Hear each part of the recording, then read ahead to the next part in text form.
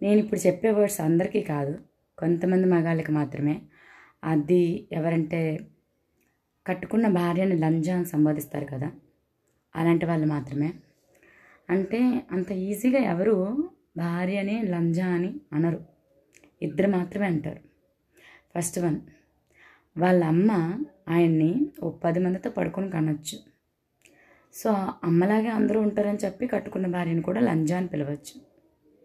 Second, మగతనం లేకపో ఉండొచ్చు, అంటే సంసారానికి పనికిరాని మగోడు అయ్యి ఉండొచ్చు. వాడందుకు పనికిరాడు కాబట్టి వాడి పిల్లం ఇంకెవరితోనైనా వెళ్ళిపోతుందనే భయంకి లంజా అని సంబోధించవచ్చు. ఈ రెండు కానివాడైతే ఎప్పటికీ కూడా కట్టుకున్న భార్యని లంజా అని అననే అనడు. ఎందుకంటే ఆయనకు ఆ విలువలు తెలుస్తాయి. విలువ లేని వాళ్ళనే మాటలు ఇవి.